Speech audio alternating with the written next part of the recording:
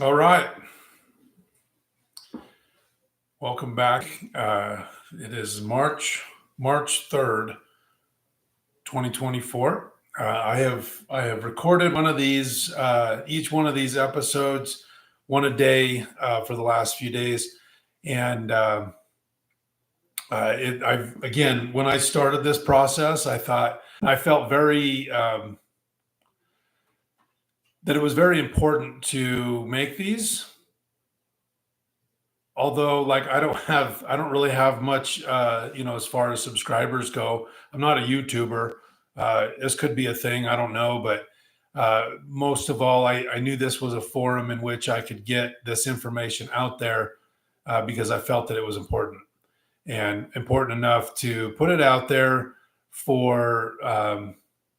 I think there's a lot of different reasons. It might just be to put more information out there because the church works pretty hard to make sure that this type of information isn't readily available for people to consume, or especially in bunches like this.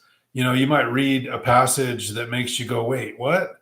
Um, but one thing at a time, and you're able to divert your attention back to really good, strong testimony building things. And so to read and learn about and discuss this stuff all together, it's just not something that it's not something that's productive to building a testimony of the church, of the Mormon church. But I'm not trying to pull anybody away from the church here, just trying to provide some information. But the most important reason that I felt that I wanted to get this out is, well, there's kind of two parts here. And I mentioned this at the beginning of each one of these, I believe. Maybe I've skipped one, but a couple things is, if anybody's going through this type of a faith crisis, and knowing that other people have struggled through this same thing is healthy. I think knowing that other people also found it very difficult to accept some new facts that were very contrary to what they believed was the truth, and in fact, just very damaging. I've mentioned it before, when Kimberly and I started learning new things that completely started to destroy the testimony that we had of Joseph Smith, of the church. It was a very emotional time. I think the most emotional year that I can remember. And every time we talk about it, we would cry, and then it was just like we were angry. And it's just such an emotional roller coaster. And I want you to know, if you're in this situation, that you're not alone. There are so many great people out there on social media, in the YouTube realm, that there's a great community out there that I have really come to respect a great deal. There's also a community of YouTubers that, when called out, then they post your video and make fun of you, basically. And I've been so disappointed, because those folks are actually supposedly true believing Mormons of the church. And in fact, some of them recently went on an episode to defend the church against, in kind of a, not really a debate, but a discussion of Mormons versus ex-Mormons. I tried to watch one of their videos and was just completely appalled at the way that they were demeaning toward the person that was going through a faith crisis, that you were just laughing about it and picking this person apart. And it basically confirmed, they're just people, they're people, they're members of the church. And so what they do and say doesn't reflect the church. and I can separate those things, but it was disappointing to see that judgment passed on somebody that was going through a faith crisis. And so I want to make sure that anybody out there that might come across this knows that if you message me, if you already know who I am and have the ability to contact me already, do so. I'm not sure on YouTube if you can, if there's like private messaging. Again, I'm not a YouTuber. I use YouTube a ton, watching how to do things, and then I go and do them and act like I know what I'm doing. And so anyway, I'll post my email actually in all of these videos, because I think it's important. If somebody wants to reach out and discuss some things, then I 100% want to be available for them. It needs to be, you need to be comfortable talking about your questions and struggles.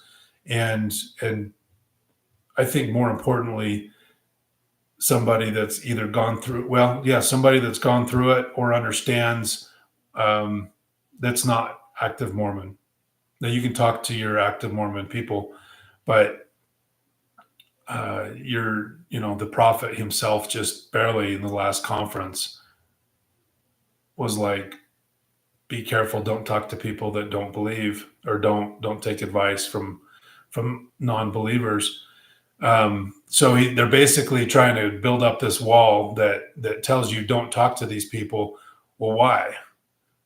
Why not talk to these people? Why not talk to somebody like me? Because I believe, and I think I went through in a very good, looking at all the fine details of this whole fraud scheme. I mean, those are facts. And so if looking at facts is harmful to your testimony, then I think there's something to be said there. If it was all just opinions, then, I think your testimony, if this church is the true church, your testimony will withstand those things. I think, I don't know. So if you were to talk to believing members of the church, more than likely you're going to be told to pray more, to read the scriptures more, and to do these things, and that you'll get through this. And basically what they're saying is, put these things up on your shelf, because we don't know the answers to all things, but focus on the things that you can. And I love that approach in a way, except for the fact that it is, your shelf is going to break probably. And it's, I don't know, I'm a tear the Band-Aid off kind of guy. If something's wrong, I want to know it, but I don't only want to go to the faithful sources that the church outlines. As an investigator, I'm going to look at all facts and then decide what the truth is from there. And, if implementing prayer into that and waiting for an answer from your emotions, then sure, implement that, but look at the facts first. Look at all the information. And so I recently had an experience that I was not expecting, but that I've wanted for a long time, to be able to talk to some of my close friends in the ward. I don't want to push this stuff onto them. I want them to choose to consume it, which is why I wanted to make these videos. And I will be posting something out there on my Facebook that basically says, here's what we did. Here's the links to the videos. If you want to find out the details, either go there or let's go out to lunch and talk about them. Turns out that I need to have at least a 4-hour lunch, and that's fine because I do love food. But this friend here in the ward, we went out to lunch and he started asking questions, and it was cool because I love talking about this stuff, and knowing that I'm not changing his opinion, because that wasn't my purpose, but what I loved about it is he got to know why we left. Um, he didn't. He doesn't have to wonder. Yeah, he just doesn't have to wonder. It doesn't. If he's really curious about why we left, but was afraid to ask, then you start creating a story in your head that at some point you're probably going to accept as fact, and it's probably not accurate. And so I love that he was asking questions, but what he was really curious about is he wanted to make sure that we didn't have people that were being um, overtly judgmental toward us for leaving. And I thought, this is not this is not the typical Mormon thing to do. Uh, it was so cool. It was such a cool experience to see the love that he has for my family and to want to check in and make sure that nobody's done us dirty, if you will. And they haven't here in the ward. I mean, we've remained friends with some people that we were really close to, and that was kind of expected. So, but it was really neat for him to reach out, and I thought, what a Christ-like thing to do. This dude. I mean, if you met him, you know the song. Was Joan Osborne? What if God was one of us? Uh, this guy's good. He's a good one. He is one of the good ones. So anyway, you know who you are. I'm trying not to name names, but you know who you are. I don't think you're going to consume this. I don't think you. Maybe you will. I don't know.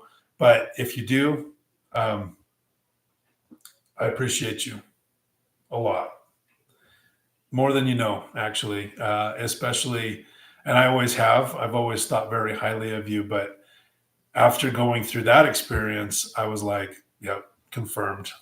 Dude's a good one. So let's get into it. I'm rambling and I'm starting to get a little bit emotional because of that experience, and I want to move on. Uh, so we went through the whole SEC thing, all the fraud, and now I'm like starting to question things. It not just me. I say this as if I'm going through this. No, this journey right here was both my wife and I, and we discussed everything, and it was a beautiful thing. I will tell you, to have your wife on the same journey as you through a faith crisis, because they're hard enough alone, and if you have a mixed faith marriage, I cannot imagine how difficult that might be.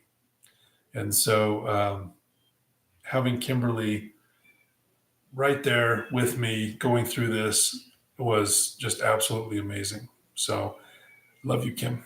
All right. So a couple of the things, I'm going to hit these ones super high level because I've got some really detailed stuff that we're going to jump into. And maybe if this all goes well, maybe I'll dig in and go more into those items a little bit more. But Joseph Smith. So I'm thinking, okay, our current prophets are committing fraud. They seem to be fine with it. What the heck? Like, I don't know, where'd this come from? So we go. I start looking back at Joseph Smith, and I'm like, okay, I know a lot of people have issues with history with the church, but I mean, you can go back. The history of the United States is a very, very dark thing, and so I want to try to keep some grace out there and not judge. I think the term is called presentism. I might have just made that up. I don't think I did. I think I heard that from LDS discussions, presentism. Anyway, we're going to judge Joseph Smith for some action that, based on today's culture, societal norms, and versus what he was doing. Or, we can go back to, U.S. history. I mean, it was interesting. I went to Washington D.C. Last year, maybe the year before. I think it was last summer, and yeah, it was. And we went to George Washington's estate, Mount Vernon, and it was really cool. I mean, the man is just so inspiring, but then it was also extremely sombering to walk through the slave quarters, and it's like it was hard to have such an inspiring man also be a slave owner, and it was like very conflicting. It was a really strange experience to feel, like emotions to feel. Anyway, you judge 100 years ago based off of, or even further than that, but based off of today's societal norms. Is it fair? And probably not in most cases. So I want to be careful that I'm looking at who is Joseph Smith as the man and who is Joseph Smith as the prophet, and separating those two, because I do feel like there's also a line to cross when you're using your position as the prophet to get gain, and where that gain, at least, and this is where opinions come in. My opinion is some of the gain that he got from the use of being the prophet was just so disgusting, and we'll get there. The first couple things though about Joseph Smith is that I didn't know before was I didn't realize, and I read this in Rough Stone Rolling, which is a book by Richard Bushman about Joseph Smith. Bushman is I don't know what his calling is in the church, but he's a scholar on Joseph Smith, probably the one of the best, if not the best scholar and most knowledgeable of Joseph Smith. And so he wrote this book, Rough Stone Rolling.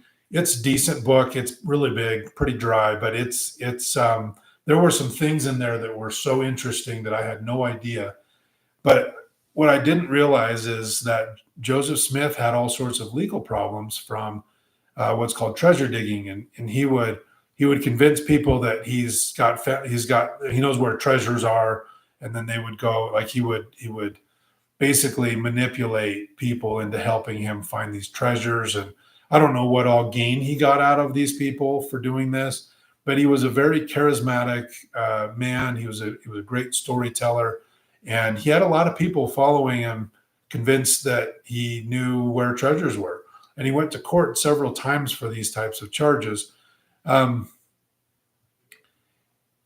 and then, so that was kind of interesting. I was like, okay. I mean, and where this can go to is like, well, you've got the plates from, that basically was the Book of Mormon, uh, and that's a treasure.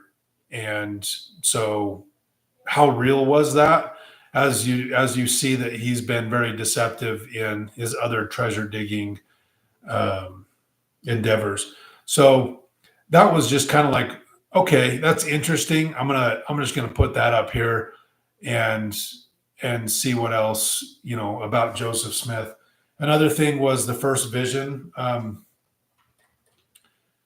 first vision. There were several accounts of the first vision that were not consistent. One time he saw one person, another time he saw another. The things that they said in his, I think there were four, maybe more accounts of Joseph Smith's first vision that were recorded over time. Um, and, apologists with the church might say, and I've heard this type of thing, as you reflect back and tell a story from your past, it can get more detailed as you remember more things. But that excuse doesn't really work with, like, you saw God and Jesus and you forgot, and the detail that Jesus was also there, or that God was also there, that came from thinking back, years later, and recounting the story like that. I don't believe that, as far as that's an excuse. And then the other thing about the first vision was that there were several people around that time. That was like kind of a common thing to have these experiences and claimed to see God and Jesus in a vision that was so similar to Joseph's. And there were articles and different journal entries and things that are out there. And this, I'm going to refer you to Mike's website, LDS Discussions. Look up First Vision, ldsdiscussions.com, or listen to his podcast. It's really good, really, really good. But I will tell you this: if you're coming, and Mike is still a member of the church, but if you go there, like, you're going to come across a lot of things that as a true believing Mormon that you're not gonna feel comfortable with. I laugh because now I can, because if I would have said that, and even when I came across this kind of stuff, I wasn't laughing. It was really hard to hear, because this is stuff. I preached this for 2 years. The first vision was my favorite thing to teach, because I believed in it so strongly, and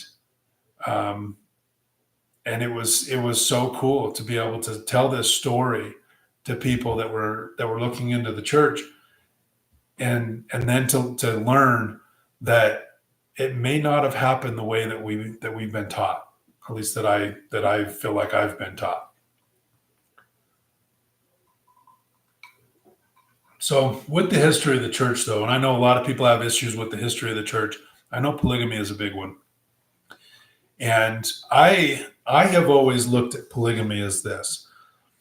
I always thought polygamy, while odd, and I knew it was not legal, but I always thought that all the women were like there on their own free will. Like, they're just like, yeah, this is part of the gospel, and we're willing to be polygamous. And okay, great. I always thought it was a selfish thing, because if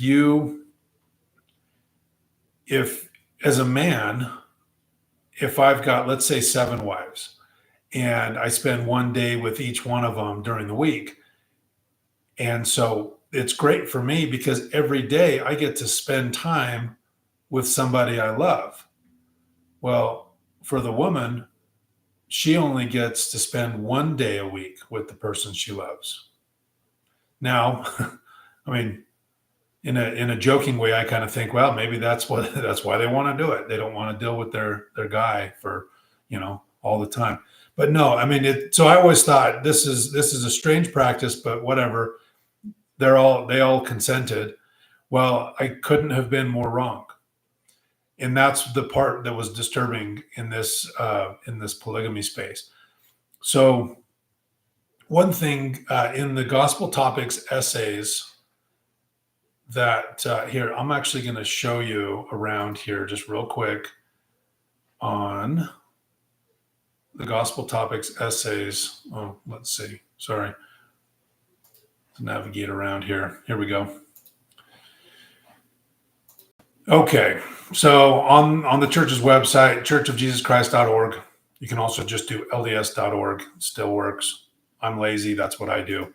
So let's go to Gospel Library, and then we go to Church History, and all my TBM friends, True Believing Mormons, all of my questioning friends out there, this stuff, if you've got questions, this is the church putting out, I think their intended purpose is answers to some of these questions, or at least acknowledging that it's a problem. I also know and have heard that the Gospel Topics essays was a reason that people left the church after reading through these things, because it's not stuff that's commonly taught. So there's not a ton of topics on here. But let's see, Book of Mormon and DNA studies. That's interesting. We'll probably do a section on that. Book of Mormon translation. That was devastating to me to hear of how the Book of Mormon was actually translated, not how I learned.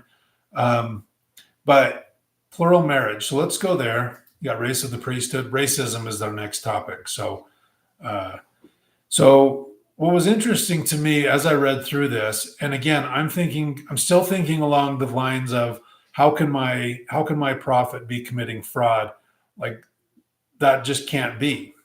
Well, knowing at least in the early 1900s that polygamy was illegal, I thought, well, that's why they stopped doing it because it was illegal. I mean, there's a lot more to that story, but that's what I told myself, and then I kind of moved on.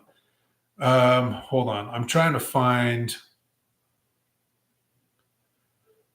Let's see here. Maybe it's right here. Let's see. The Revelation on Marriage states general principles. It did not explain how to implement plural marriage in its particulars. In Nauvoo, Joseph Smith. Now, we're going to also say this. I have seen evidence, or I've seen instances of the church leaving out details that are fairly damning in these Gospels topics essays. So if you read through this, don't feel like you've got all the information, because you don't, at least in some instances. And I'll show you one of them that was really, really bothersome to me on racism. They actually had the information in the essay, and then later I was showing somebody that it's right there, and it wasn't. They still have it on their website, but you kind of have to dig for it. It was kind of interesting. Let's see, incrementally. All right, here. And participants vowed to keep their participation confidential, anticipating a time when husbands and wives could acknowledge one another publicly. Why is that? It's because it was illegal. So you've got the prophet from the very beginning teaching the leaders of the church that it's okay to do some things as long as it's to build the kingdom, even if it's against the law. But it's okay because it's for a higher purpose.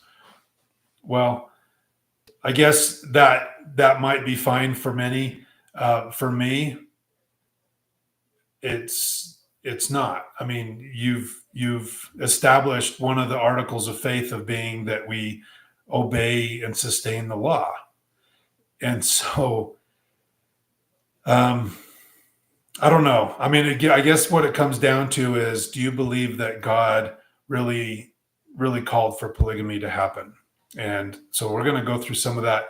But what was interesting, though, is it also acknowledges Joseph Smith as being the first to bring back polygamy, that he had plural wives.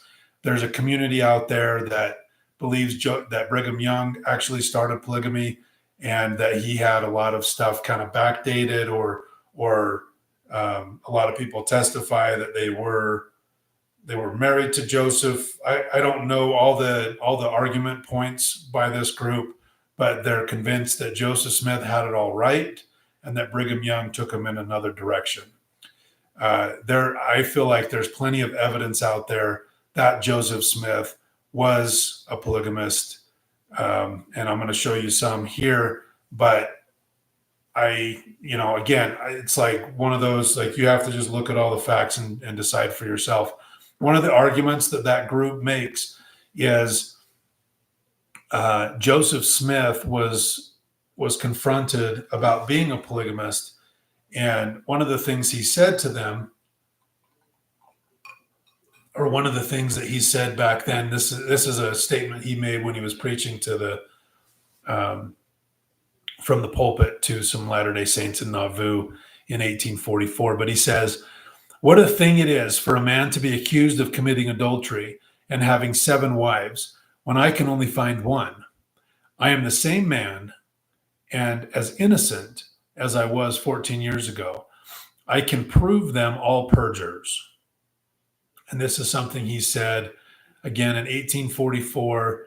And at that point, from the research people have done, it looks like at that point he had 25 wives already.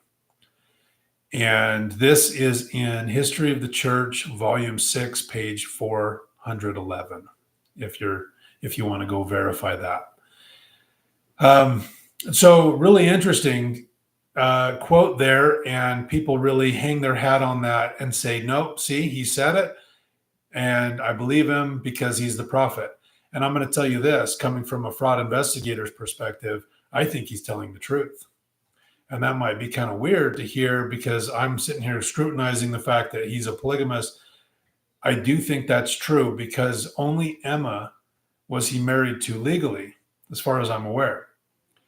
And so he probably could have taken the stand and on a technicality been able to be able to say, no, I only have one wife, because legally he only had one wife. Like on paper with the courts, legally he only had one. So kind of an interesting point. So I just thought of a counter argument against my own argument of, well, then was he breaking the law? Technically no, I guess. So kind of interesting, but again, it's like, okay, whatever. So you have multiple wives, whatever. They're all willing to be there, right? So not so much.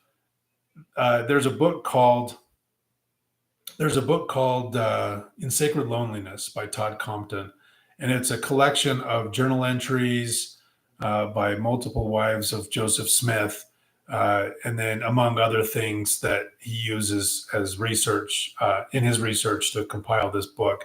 And then he's got a book called In Sacred Loneliness, and then he's also put out a book, In Sacred Loneliness. I want to say it's called The Documents, and that's where you can read through the documents that were used as the source to the book, and that was actually phenomenal. And I'm going to actually read some information that was also in that book. Where I'm going to show you online is from the Joseph Smith Foundation. First, though, let's get into the revelation itself on polygamy. So at this time, the way I'm understanding it now, Joseph Smith's first plural wife was Fanny Alger, and this was a young girl who was working in Joseph's house, and he would refer to her as his adopted daughter. And then they became more than that, and he married her behind Emma's back. What was really disturbing, though, is when he wanted to propose to her, he actually made a deal with her uncle, I think it was. So Joseph Smith and Fanny's uncle both liked this girl named Clarissa Reed. So Joseph told Fanny's uncle, hey, if you go, and I'll find the source to this and put it in the description, because it sounds like I'm making this up. I'm totally not making this up. But if you go and convince Fanny and her dad to accept my proposal of marriage as a plural wife, then you can have Clarissa Reed. So it's like they're just taking these women as objects and just kind of trading them around. And I get that women didn't have a whole lot of privilege back then in the 1830s and 1840s. I get that. But it's also pretty disgusting that it's like, hey, I want this young girl as my wife, and in order to get that, I'm using some leverage with you because I've got access to a girl you want. So, but I can easily also chalk that up to just a human, a fallible human, a disgusting human, and call it that. And I could actually accept that in this case, even though it's just gross. But we could, I guess, maybe agree on that that's what it was. And just kind of like a thing of their time. I don't know. I mean, census data shows too that marrying that young, while the church might say, no, that was a common thing, others researched the census data and said, no, that's not a common thing. But let's talk about, so Joseph had already married several wives by the time and then before Emma even knew anything about it. And just poor Emma, I can't imagine what she had to go through finding this out. And Anyway, this revelation came through in 18. Well, let's just go find it. 132. So this revelation was 1843 when it was originally when it was recorded. I think that it was actually added to the Doctrine and Covenants in like years later. And so this is another argument point from this group that believes Brigham Young was the first polygamist, that he had it added. So because it was officially added later. Anyway, so Joseph was asked, hey, can you, Emma's really struggling with this concept. It'd be great if you got a revelation on this. And lo and behold, whenever a problem needs to be solved by a revelation, and yes, I'm purposely saying this very snarkily, if that's a word, but I am being snarky on purpose, that it was like every time there was a problem that needed to be solved in Joseph's favor, along comes a revelation. So this revelation is actually kind of cool because, in a way, I say that tongue in cheek, because one of the really neat things about the gospel is that you can be married for time and all eternity. So, which is neat because families can be sealed together in the temple and be together through the eternities. And I look at my wife and 100%, I want to be with her forever, not just till death do us part. So that's one of the beliefs. That's why I say this is a cool revelation, because the first section really talks a lot about what's sealed. Basically the new and everlasting covenant. It's eternal marriage in the temple, and it's when you sit down in Sunday school at church and learn about D&C 132. That's the part of D&C that you're going to learn about. What you're not going to probably talk about is later down here in D&C 132:60. Oh, right here, 61. So of course he's talking about his own situation, and I don't know. I mean, I kind of imagine him just coming up with this revelation to soothe Emma, but then kind of backs off of it a little bit. So it says, and again, as pertaining to the law, this is 61, of the law of the priesthood, if any man espouse a virgin and desire to espouse another, and the first give her consent, and if he espouse the second, and they are virgins, and have vowed to no other man, then he is justified. He cannot commit adultery, for they are given unto him. For he cannot commit adultery with that belongeth unto him, and to no one else. Now, again, women are not property, but this is the presentism coming through, I guess. But what's interesting here is it's like, hey, okay, so I marry you, and then if I want to bring another wife into this deal, you consent. And I'm sure that would feel really good for a wife to be able to say, okay, well, I don't like the practice, but at least I get to say yes or no. And then if I say yes, we get to pick this one together, and or you pick it, and then you pick her, and then I say yay or nay. So this gives Emma a lot of power, or any wife, any first wife, a lot of power. And let's see, 62. And if he has 10 virgins given unto him by the law, he cannot commit adultery, for they belong to him, and they are given unto him. Okay, that didn't really add to what I'm trying to say. But and then in 64, it's kind of interesting. And verily, verily, and again, verily, verily, I say unto you, if any man have a wife who holds the keys of this power, meaning the keys to the first wife that has the ability to consent. Oh, I just realized I'm hiding this with my video. Okay, so the 64 again.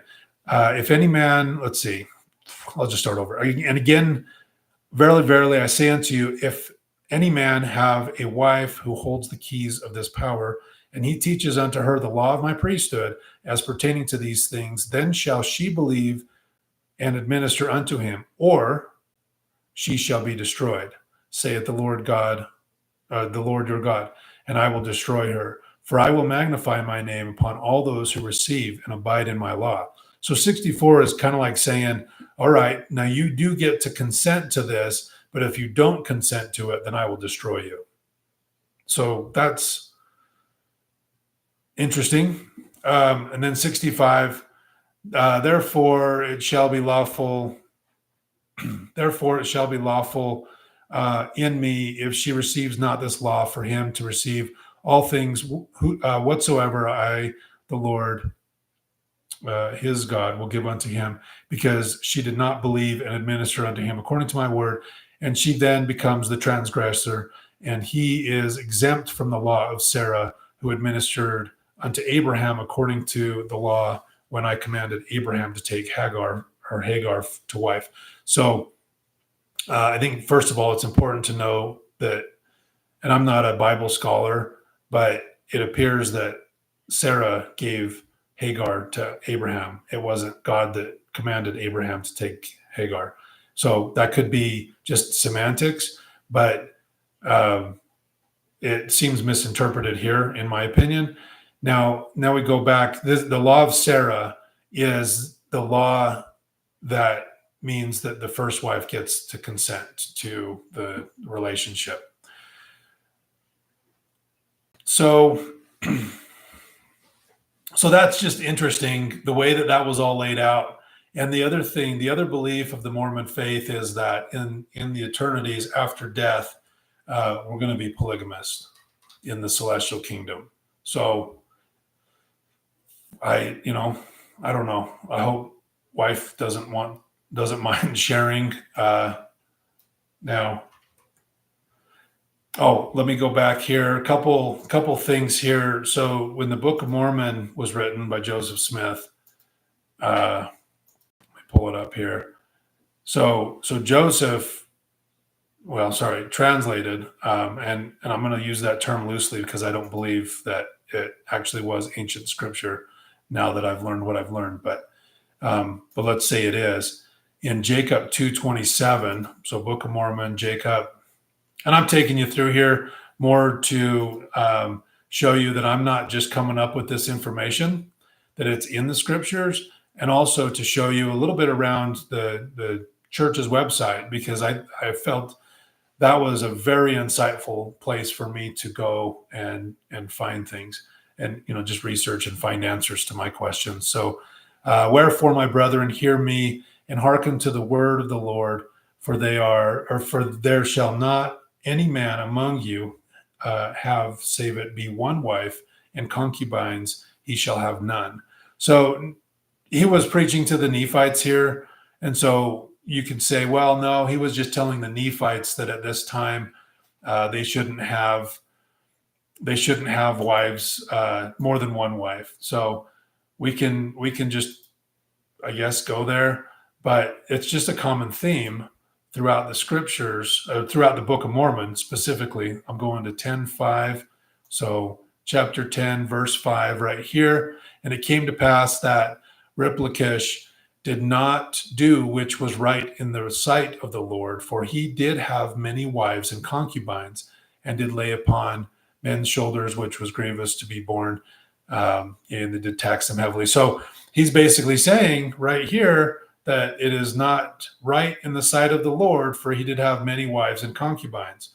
So I don't know if it's just like the flesh, the lust after other women. I don't know what inspired or what got Joseph Smith to deviate, at least in my opinion, from what the scriptures say is okay, because it doesn't actually appear that the scriptures are okay with polygamy. Mosiah 11 talks, it's about King Noah. King Noah is a wicked king. One of the things right here, and he had many wives and concubines, and he did cause his people to commit sin and do that which was abominable. I skipped the most important part. For behold, he did not keep the commandments of God, but he did walk after the desires of his own heart. And he had many wives and concubines. So I'm going to apply that exact same description to Joseph Smith here. I think it's fair that he just followed the desires of his own heart. and ended up where he ended up. Now, again, back to the whole the way that I pictured polygamy and made peace with it was that, it was a consensual thing. It turns out it wasn't a consensual thing. Not all the time. Some of them were. As I read through some of the journal entries in Todd Compton's book, there were a lot of sacrifices that were made because this had to be practiced secretly. So think of all the pressures, the life pressures in keeping that relationship secret. If you got pregnant, then you had to leave because you weren't married, at least to other people's knowledge. You weren't married. So you actually, like, there was just so many things about being polygamous that was so harmful. But a lot of these journal entries actually did indicate the willingness to be in that situation, which was actually kind of surprising to me. However, there are a couple of them, Helen Mar Kimball and Lucy Walker, that has similar experience. And I was able to find a church, I think what the church would approve source-wise on Lucy Walker.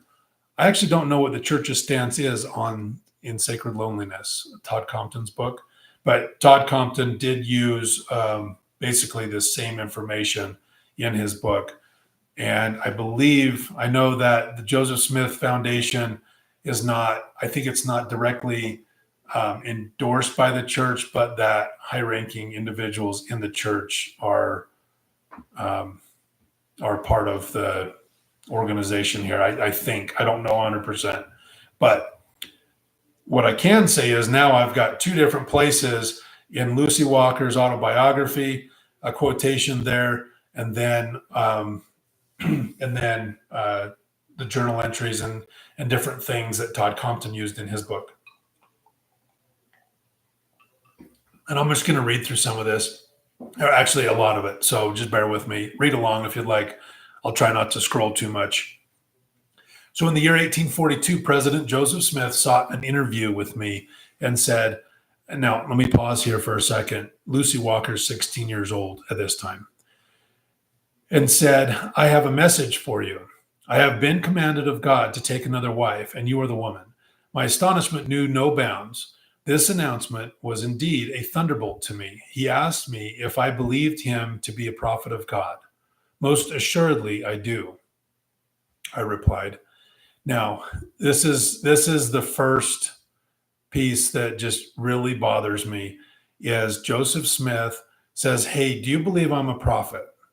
Now, I don't know when the song Follow the Prophet was created, but I don't think it was back then.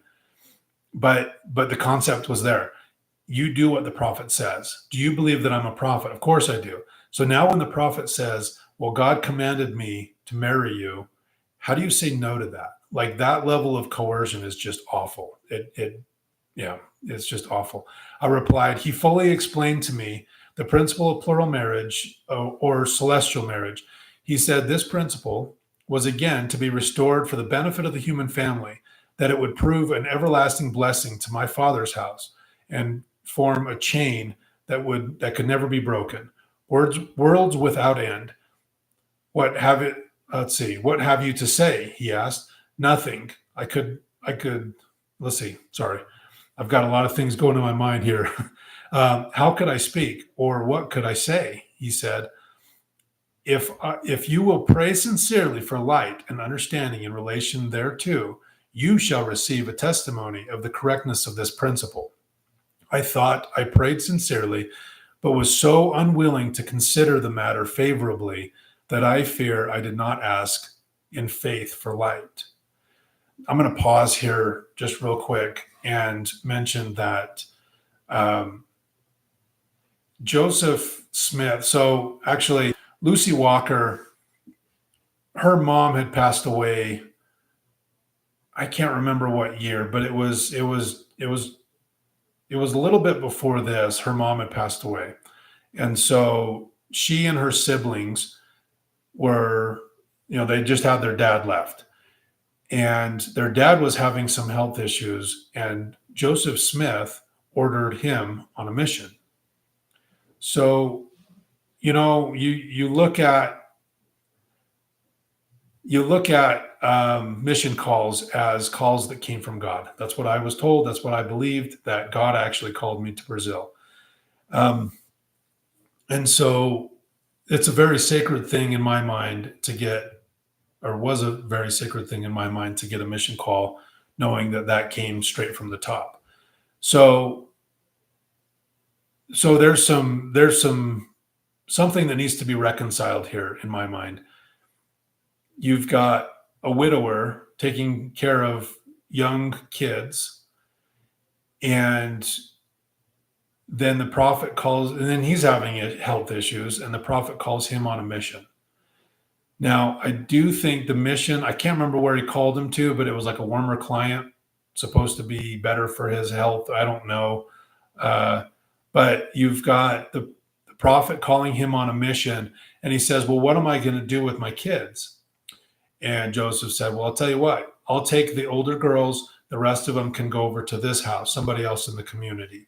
I don't know if they were family or what they were, but so Joseph Smith took in the girls of this family.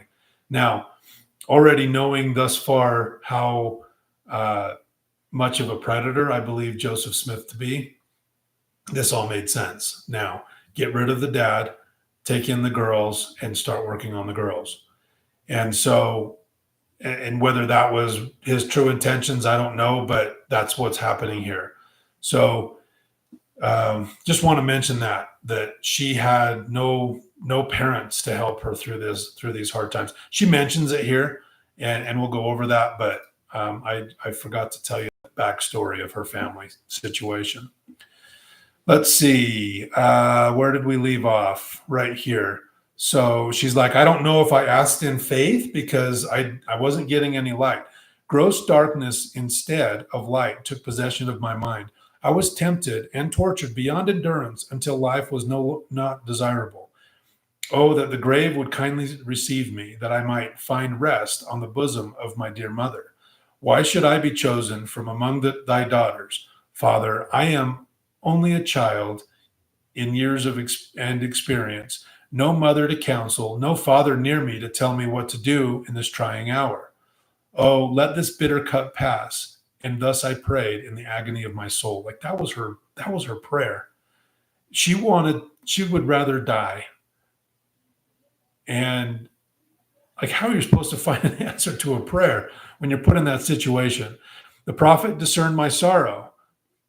How he saw how unhappy I was and sought an opportunity again speaking to me on this subject, and said, although I cannot under existing circumstances acknowledge you as my wife, meaning, hey, we're doing this all still secret.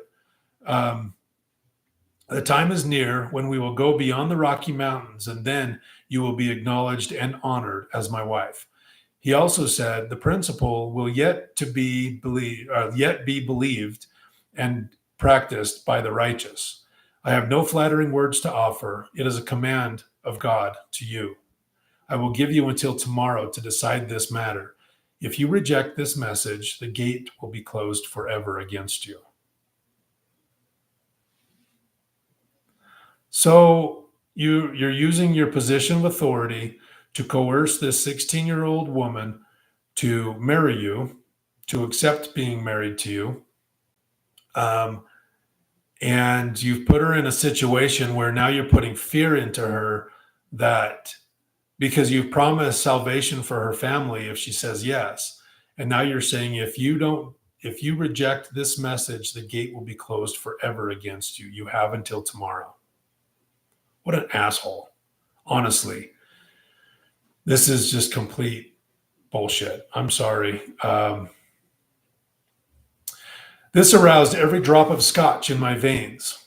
For a few moments, I stood fearless before him and looked him in the eye. I felt at this moment that I was called to place myself upon the altar of living sacrifice, perhaps to brook the world in disgrace and incur the displeasure and contempt of my youthful companions. All my dreams of happiness blown to the four winds. This was too much, for as yet no shadow had crossed my path, aside from the death of my dear mother. The future to me had been one bright, cloudless day. So she's just got this outlook on life that's just so beautiful until this happened.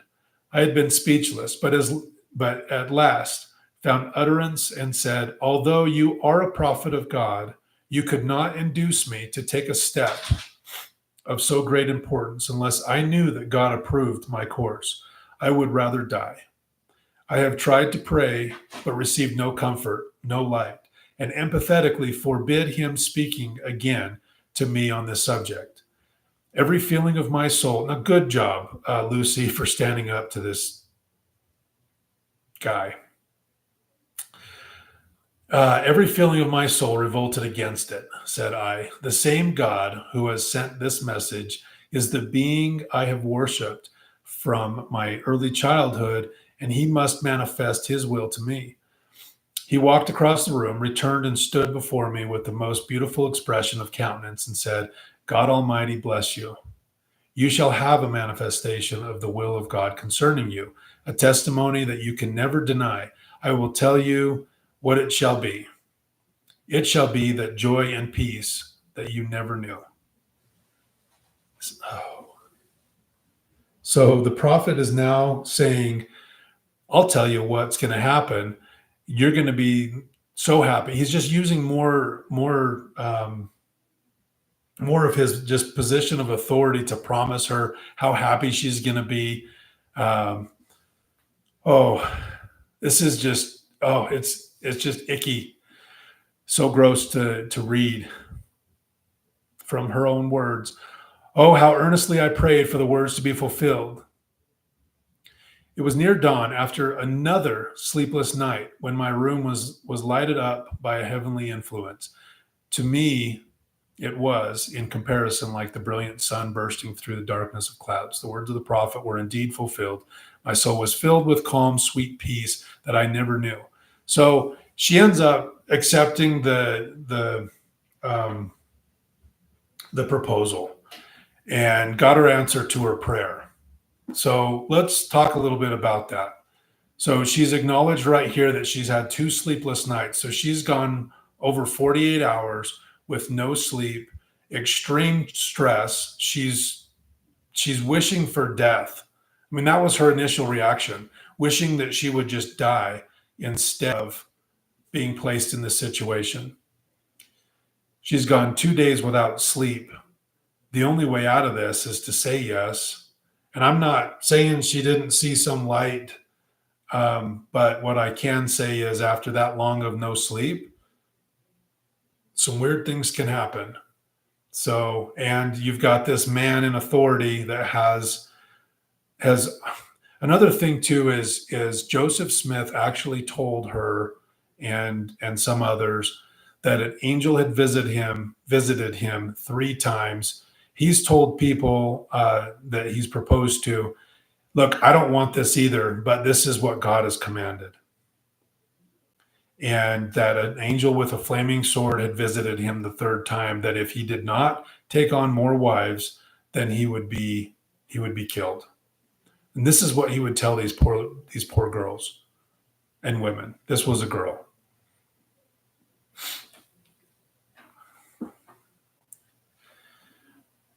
I'd never learned that. Did you? I mean, in the course of your studies of the history of the church, did anyone ever point out to you the level of coercion, fear, and power that he threw out there to get these girls to accept his proposals? I think the church would have much fewer members if that were the case.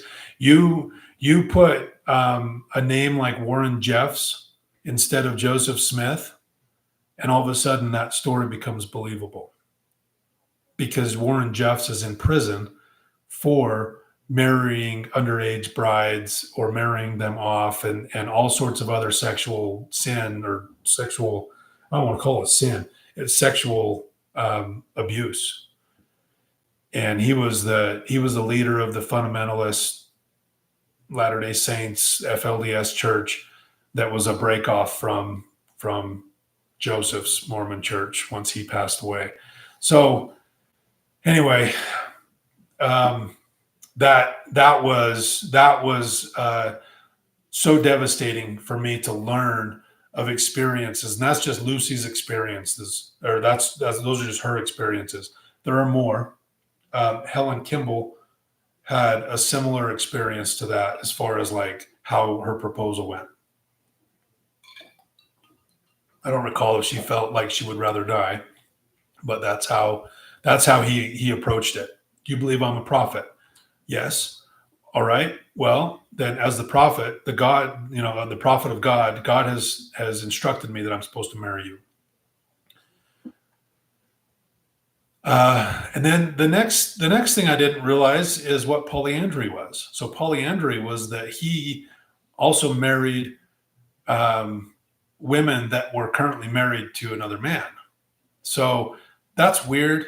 And the most deceptive, a couple of those, he sent the man off on a mission and then married that man's wife while he was gone on his mission.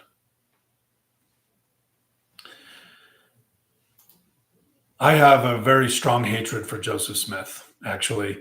And, I can judge Joseph Smith as a man of just being just an absolute scumbag. And I apologize. I know that has got to be so offensive to anybody that's watching this and believing, but this is where I'm coming from. Like this man took advantage of so many young women and coerced them to marry him. He had 34 wives that we know of. And not only that, this whole time, Emma Smith, now later she was knowledgeable of the polygamy, but there were two sisters. I want to say Partridge sisters. I can't remember the exact names, but there were two sisters that he had married behind Emma's back. And then later, when Emma finally got on board with polygamy, he's like, "Hey, what about these girls?" And she said yes. And so they did a mock wedding, and this is in Rough Stone Rolling. They did a mock wedding because, if Emma didn't know that they were already married, that would sure create some problems. So they do a mock wedding so that she believes that it was an actual wedding. The deception that he employed. Again, when I look at our current prophets, how can a current prophet commit this level of fraud? Well, it's been in the top leadership of the church ever since its beginning, that deception is fine as long as it moves the kingdom of God forward. And regardless that it's a question on the Temple Recommend interview, and regardless that it is one of the articles of faith, a couple of them actually, the obeying and sustaining the law, and then in the 13th, we believe in being honest and so forth. So anyway, so that's the polygamy and polyandry. It's disgusting. He married two 14-year-olds, a couple 16-year-olds. And it's funny because, not funny, but it's interesting that on the church's site, when they refer back to, and I can't remember exactly which one it was, if it was Fanny or somebody else, but they don't say that she was 14. They said several months before turning 15. I mean, that's, in my opinion, that's the church spinning words to try to soften the blow, because it's ugly. It is ugly. Oh, and where I was going is with Joseph Smith. So you can judge him for the man that he was, and you can say that's disgusting, he's a dirty man, and judge him for that. And does that mean that the church is true or not true? I would say no.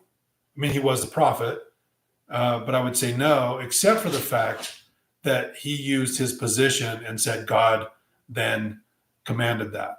And then you have to ask yourself, at least I had to ask myself, did God really command that thing? And if God did command that,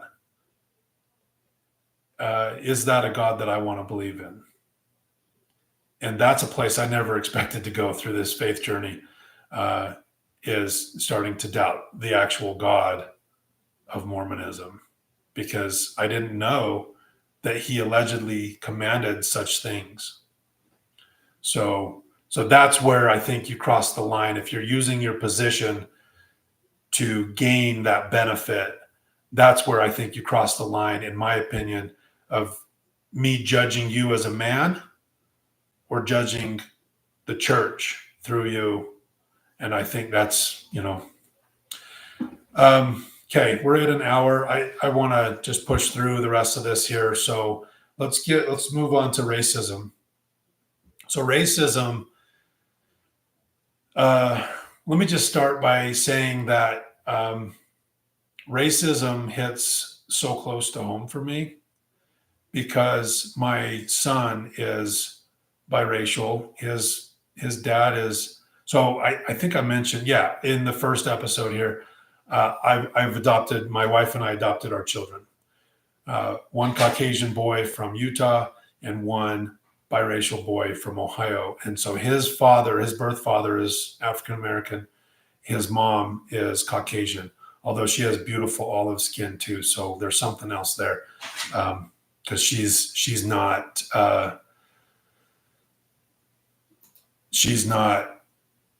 doesn't look all Caucasian, if you will.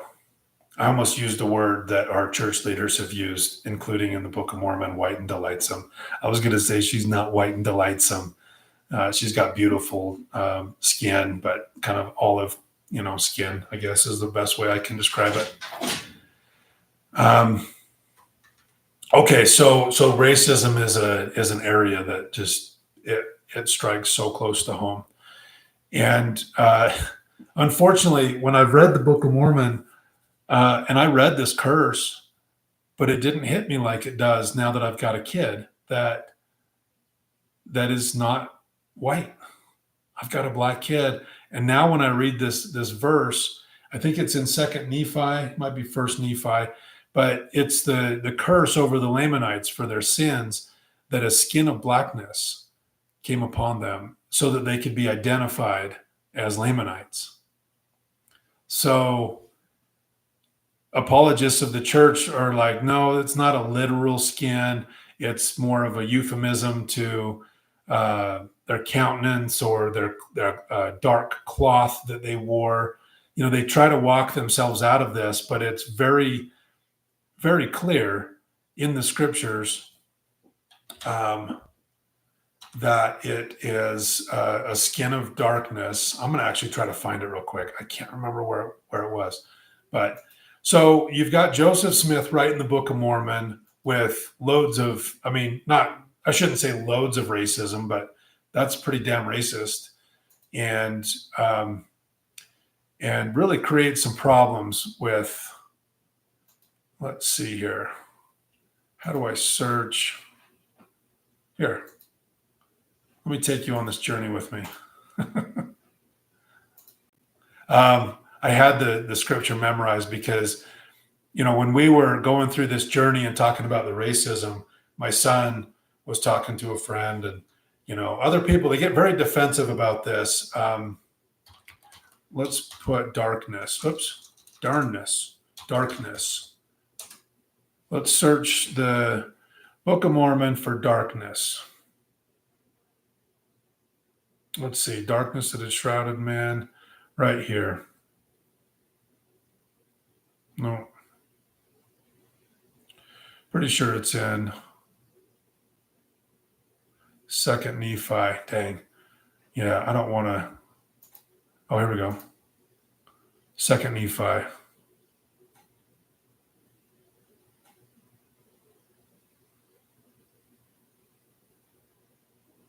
Dang, you know what? This is not professional for me to go through this process with you sitting here.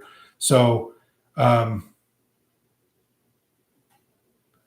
will try to find it and post it here in the notes. I'll do that. But anyway, it very, very clearly says a skin of darkness. It's pretty literal, at least the way that I read it. And then, trying to step back from that, it can be a challenging thing because of how plainly it was written. So, you've got that. Some say Joseph Smith was kind of more of an abolitionist in his time. Uh, and for whatever. I mean, I see it in the Book of Mormon, and I believe that what he wrote in the Book of Mormon was in fact very racist and very damning, actually, because you'd only have the racism, but now you're also contradicting their second article of faith, which is that we believe men will be punished for their own sins and not for Adam's transgressions, meaning we're not going to be punished for our parents' sins. So what you've done here is you've said, well, these people are all evil, so they're black. We're going to turn them black. Well, what do their kids look like? What are all the kids? Their generations are going to all be black. Why? Because then you can identify them as sinners. So is that not holding them accountable for their parents' actions? If in fact a skin of blackness is an ugly thing, is a curse. Now, I personally think people with black skin are some of the most beautiful people on the planet, and so I mean that's just an opinion of mine. But it's frustrating to read that in the Book of Mormon, and then go on any further past that and believe that the Book of Mormon is true, because it's hard to take that in. All right, so then after Joseph Smith passed away, after he was killed, there was Brigham Young took over and there's a story behind that, but I'm not going to get into it. Brigham Young takes over as the president of the church, the prophet. And of course, he continues practicing polygamy. And I want to say he had 50 some odd wives. I mean, it's just crazy how many wives he had. But we're done with polygamy. We're on racism now. So let's go there. Brigham Young, what I didn't realize is that Utah actually, so when Utah was originally, when Brigham Young and them went, they created a territory. So it was the Utah Territory, and Brigham Young was the governor of the Utah Territory. That I knew. What I did not know is that it was a slave state, and that just blew my mind. I never knew, and it was like right around the time of the Civil War, and so it wasn't a slave state for long, but it was a slave state. And what's interesting to me on that, and I do know that at that time, as new states were created, there was a great push to make sure there's a balance of free states and slave states. And so maybe that went into it, of why it was a slave state. But Brigham Young, and here's where I kind of back up and ask, is God racist? And if God is not racist, why would God not have inspired his prophet to not be racist, to not accept racism? How, and you can't tell me they were people of their time, because there were amazing abolitionists at this time too. So they weren't just people of their time. So it's just interesting questions, I think, to ask. Brigham Young gave an address at the Utah legislature in 1852, I believe it was. And this is an address that a lot of church members, when they say, well, let me back up. Black people were not allowed to have church ordinances. Like, they weren't allowed to have the priesthood. They weren't allowed to go into the temple. They were allowed to be baptized, but they weren't allowed to baptize people. So super early in the church, there were a couple black men that were given the priesthood, but then it was like taken away when it became more of a questionable thing, because black people were less than, and they didn't even have rights to, well, the Supreme Court didn't recognize that they had the same rights as white people. So, there's a lot that goes into this, but their priesthood was removed, and then they they wouldn't give the priesthood to any black people up until 1978. We'll get there. But back in 1852, Brigham Young gives a speech to the legislature, and part of this was quoted a lot by church leaders. Like, isn't it beautiful that our prophet Brigham Young said that black people would receive the priesthood someday, just not yet, basically, is what he was saying, but they will get it. So that was just a beautiful promise for all black people that they were going to receive the priesthood. What they leave out of that quote, they take it out of context a bit, because he also said in that same speech that they would get the priesthood after every white man has received it. So let me ask you this: when will every white man receive or have the opportunity to receive the priesthood? That's not until everybody, so all the spirit children have been born, the second coming hits, every white man that never had a chance to get the priesthood because they had passed away before the church ever was, they're resurrected in the millennium. They're given the opportunity to get the priesthood. And then at that point, after the millennium, black people will be able to get the priesthood. That's essentially what he says. Now, maybe I'm being a little bit too technical of his words, but the black people will receive the priesthood once every white man has received it, is basically what he said. So now moving forward, no prophet could call that off without discrediting the validity of Brigham Young as a prophet. So let's say 3 or 4 prophets down the road, that prophet says, you know what? I think it's time. I think it's time to give the black people the priesthood. Let's talk about, civil rights movement in the 1960s.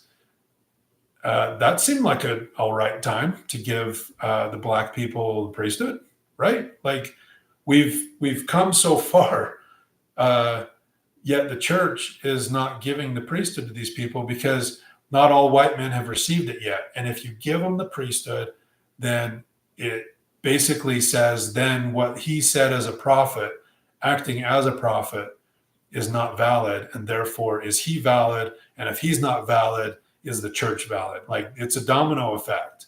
And I personally think that there was a lot of fear from future prophets to back off of that, what Brigham said, to reverse that. Now, because of this, actually, now I live in Utah. I am a University of Utah fan, and I've always hated BYU, which is Brigham Young University. And the reason I've hated BYU is because they're such a big rival to Utah. And so anytime they play together, I obviously root for Utah. But if BYU was playing, like, let's say Wyoming or Texas Tech or whatever, I'm a big college football fan. So if BYU was playing one of these other schools, I'd be like, yeah, I would like them to win because I have a lot of people around me that are big BYU fans. And if they're not playing my team, why not root for them and be glad when they win that my friends and loved ones are happy about it. But after learning this and really thinking about the impact Brigham Young had on black people, a hatred, I feel like I've got a lot of hate. A hatred for Brigham Young grew quite deep, and anything that bears his name, I just can't stand it. I just cannot stand it whatsoever. I think he was an evil man. And so I'm going to talk about a lady named Jane Manning James. She was a black woman in the early days of the church, and I've actually got a page from the church's website on her. So let me pull that up.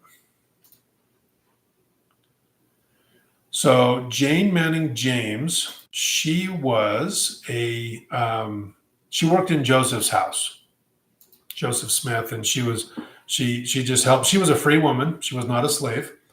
And she worked in the Smith household, and she was like, from what I've read on her, just the cream of the crop as far as members go. You want her to be happy.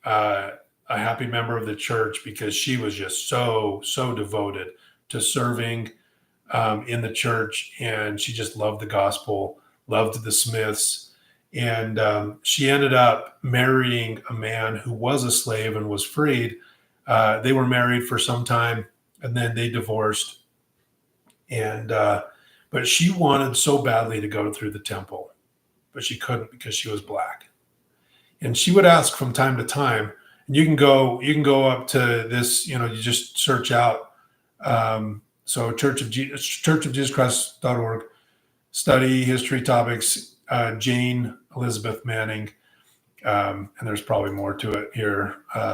James Elizabeth Manning, and it'll take you to this page. Just really interesting story, but she really wanted to go through the temple and get her endowments. She was permitted to go through, but only to do baptisms for her ancestors, baptisms for the dead. She was not allowed to do the endowment until later. She eventually, she just kept coming back to the leadership of the church, asking, "Hey, please, I want to go through the temple." Let's see. This is telling about her story. Let's see here. Between 18 period. Let's see. Periodically contacted church leaders. John Taylor, Wilford Woodruff, D.H. Young, okay, Joseph F. Smith, sought permission to receive her temple endowment and to be sealed. At that time, Black Latter-day Saint men and women were not allowed to participate in most temple ordinances. In 1888, Stake President Angus M. Cannon authorized Jane to perform baptisms for her deceased kindred. Church leaders eventually allowed her to be sealed by proxy into the Joseph Smith family as a servant in 1894. This was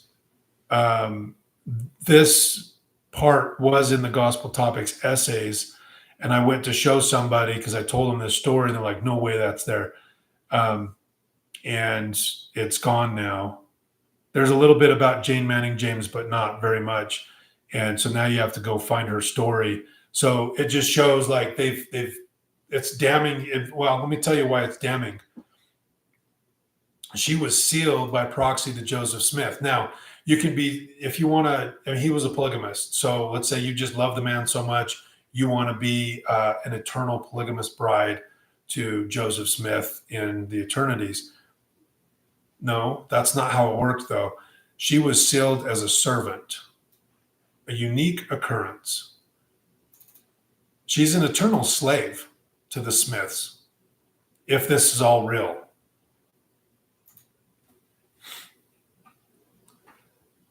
That's why I think it's damning, but I guess you can judge that. But she was sealed as an eternal slave.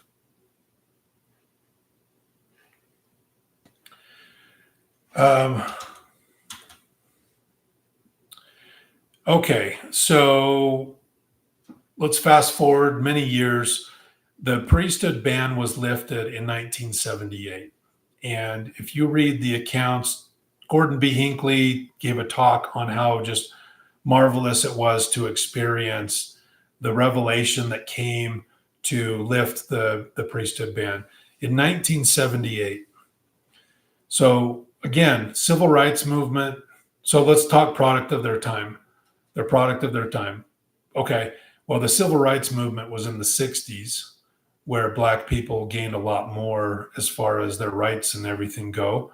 They were given rights to vote. I mean, just a lot of these just very basic civil rights that they hadn't had previously were solidified in the 60s. But it wasn't until 1978 that the church finally lifted this ban. Now, was it because they were afraid to do this because of what Brigham Young said? What was it?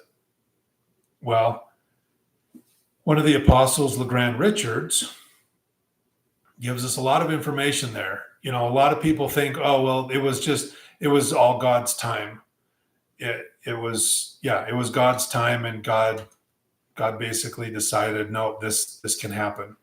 Well, LeGrand Richards was an apostle at this time, and he gave an interview with Wesley Walters in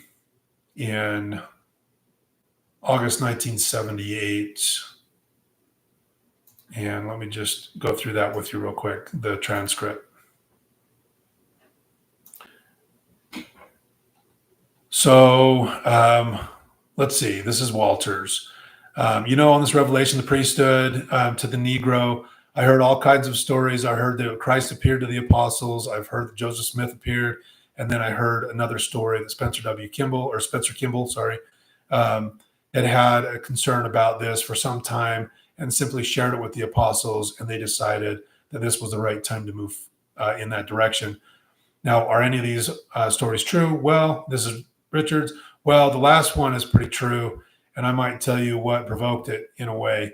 All right, down in Brazil, there's so much Negro blood in the population there that it's hard to get leaders that don't have Negro blood in them. And we just built a temple down there. It's going to be dedicated in October. Oh, all those people with Negro blood in them have been raising the money to build that temple. And then if we don't change, then they can't even use it. Oh, yeah, right. So Brother Kimball worried about it, and he prayed a lot about it. And he asked each one of us, of the 12, if we would pray, and we did, and that the Lord would give him inspiration to know what the will of the Lord was. And then he invited each one of us in his office individually, because, when you're in a group, you can't always express everything that is in your heart. Let's see. So, yeah, he asked them to pray about it. The rest of it, the really revealing part here is, let's see, in our meeting, there we all voted in favor of it, the 12, the presidency, and one member of the 12, Mark Peterson, was down in South America. Mark Peterson actually was a very racist man. But let's see. So really what it was is, and you know what, I'll post that link too. It was, well, we're building this temple down in Sao Paulo, and they didn't realize how much these people are black.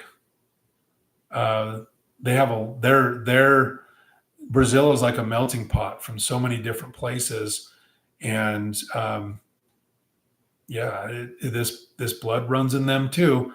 And after realizing, wait a second, they're funding this temple through their tithing, their labors, and now they're not even going to be able to work in the temple. This is a problem. And then all of a sudden, you've got the priesthood ban being lifted.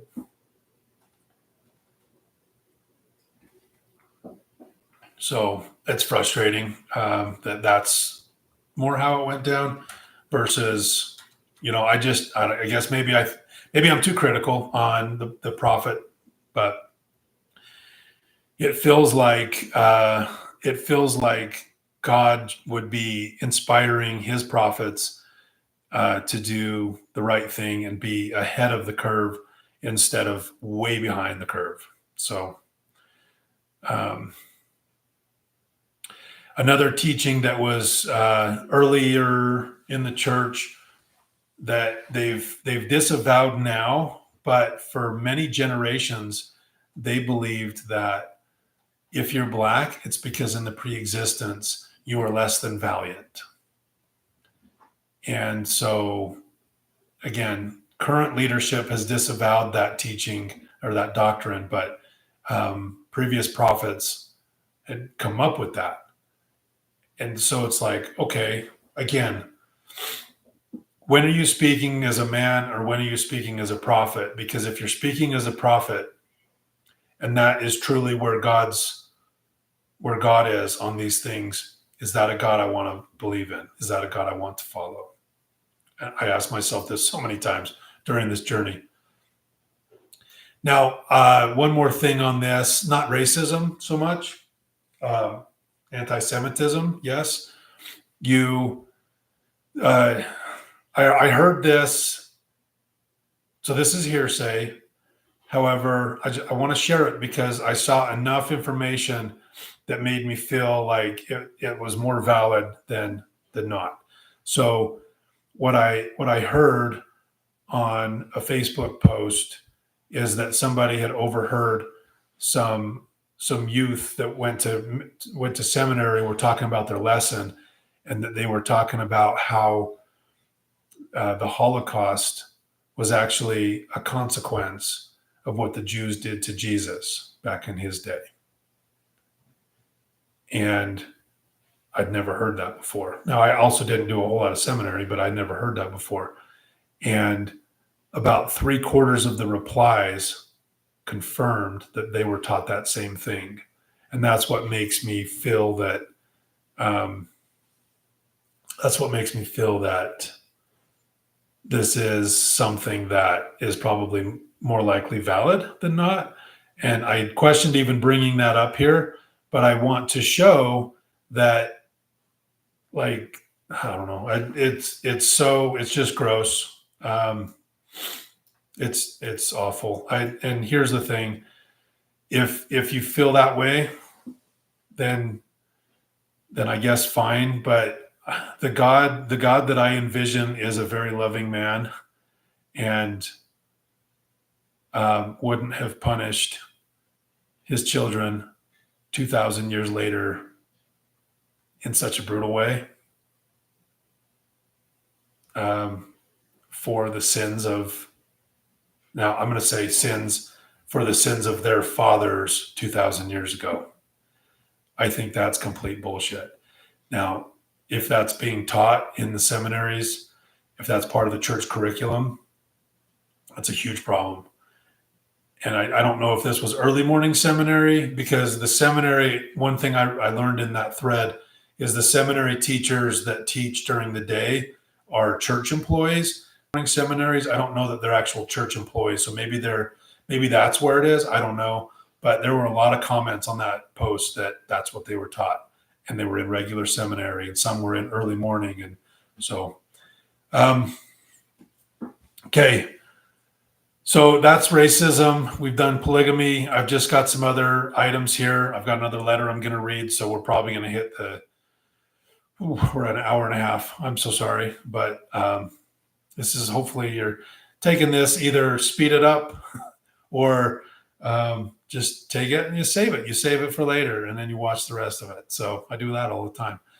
All right. Temple ordinances. One thing I want to talk about. I'm not going to go into great detail, because this is sacred to many. But there's a couple things that in there that I learned. And what I mentioned in part one, when I was on a mission and I shook a man's hand and he did a grip that you only do in the temple, a handshake basically. And it freaked me out. I didn't know what was going on. Learned that he was a Freemason. And I was like, okay. And I didn't care to dig into that. It kind of freaked me out, and I just walked away from it. It was in this deep dive over this last year where I learned that the temple ordinances, that Joseph Smith went and became a master mason, and then he basically, the temple ordinances are very, very close to the ordinances that the Masons do. So was it actually inspired of God? I believe no, but that was interesting to learn. And then the process of getting a new name. When you go through for yourself, you're given a new name that you're supposed to have. Like if somebody were to call, or when you're resurrected and you're called by your name, like you'll recognize your name. And I'm trying to think how to give this information without giving too much here, for the sake of not offending. But at the veil, part of the ceremony is you go through the veil and you give your name, and the person basically representing God pulls you in the veil when he can identify you, and then you pull your bride through. So you're allowed to know your wife's name, but she's not allowed to know your new name. And I thought this, and you're told never to share. Men, never share your new name with your wife. But then we can have the wife's new name. And that was kind of weird to me. But the names were very sacred. And so I kept it that way for so long. And then I found out how they come up with these names. And everybody that goes through for themselves that day get the same name. So if you were to tell me what the date was that you went through the temple, I can tell you what your temple name is. And I'm just like, so it's that random.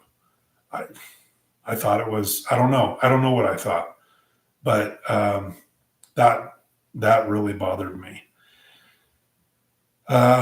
Word of wisdom. Word of wisdom came about, and I didn't know this, but maybe it's just my lack of trying to understand it. But word of wisdom came about because Emma Smith was having to clean up after all these men that were chewing tobacco in the school of the prophets, and where they were training a bunch of men to get ready to go on missions. And so, she basically was like, hey, could you do something about this? It would be cool if you got a revelation that would help solve this problem. And at that time, there was a thing called the temperance movement that was going through, and it was just general health guidelines. And if you were to read the articles on the temperance movement of what the health guideline like standards were, it's like almost exactly what the word of wisdom is. So as you can tell by now, I've lost faith in Joseph Smith, anything that he did, including the Book of Mormon, including, everything that he did. And therefore, I'm looking at the word of wisdom going, okay, I don't believe anything that's come out of your mouth now, Joseph. And so I actually don't believe that the word of wisdom is even a thing. And which was really nice because for so long I worked a lot of jobs or went to school at the same time, and every once in a while I felt like I needed a coffee to give me a little bit more of a boost. But every time I had a dang coffee, I felt so guilty. And so after I learned this, I was like, oh, wait a minute, I can have coffee guilt-free, and it's a beautiful thing. Guilt is a weapon. Religion weaponizes guilt. It's just incredible how much they do. So anyway, I don't believe that the word of wisdom is even a thing. Let's see. Another item that I take great issue with is the harm and damage that the church has done to the LGBTQ plus community. I get if you don't agree with this practice, but what you've done in excommunicating so many people for practicing same-sex attraction, you've excommunicated them. Many have committed suicide because they've been ostracized by the church. I can't imagine how painful it would be to be queer in the church, and the way that they're looked upon by the church. I can't imagine how painful that must be, and obviously a lot of people chose death as the way out from that, and that's just it's awful, and I hate that. The harm and damage that they've done with the millions of dollars that the church has spent to cover up sex abuse. When the bishop has a sex abuse issue come up, the bishop is instructed to call this hotline. The hotline brings down to Kurt and McConkie, which are the attorneys for the church. And their job is not to instruct the bishop on hey, let's go to the police on this. Their job, it's risk management. That's what it is. And what their goal is to keep the name of the church clean. So how do they do that? Well, they discourage many bishops that have come forward from going to the police. They've discouraged them from doing anything, from confronting the person, because it will create a negative story about the church. And they have paid out, I don't even know how many millions of dollars through the years that they've paid out to silence sex abuse victims. And that is something that needs to change. One thing I would love to see, now that we've already talked about the billions of dollars that the church is hoarding, use some of that money to do background checks on every person that has access to the youth. Every person, do a background check. They've got a child safety, like abuse safety training that they ask you to do. They don't require it. Liz, I'm sure each ward probably operationalizes this in different ways, but I will tell you that I've worked for youth for years in my ward, and I get the emails for this training saying, hey, please finish this training. I never did. Full confession, I never did. And I also never abused these children. So that's good. But I never did the training, and I was never pulled out of my calling. And I think I should have been, honestly. I think that, but the training, I can be a pedophile and go through an online training and still be a pedophile. But if I've got any record of being a pedophile, you need to know that before you call me in to be in the youth programs. And you've got the money to do that. I'd love to see that happen. Ultimately, I just come down to the conclusion of what is the value proposition of having a mouthpiece of God? What is the value of having a man that claims to speak for God? I think it's a super dangerous thing to say that you speak for God. It gives you too much power. It gives you power it gives you power over people that is just hard to comprehend. So, but in all this, I'm sitting here going, well, if I can't judge you as a prophet because you're a man, what is the value proposition of even having a prophet if the prophets over these many years have been lying, have been deceitful, and have been proven to be so? What's the value of even having a prophet? And I would say there's really not. Now, before I read this letter and kind of start wrapping this up, I want to talk about the word Mormon.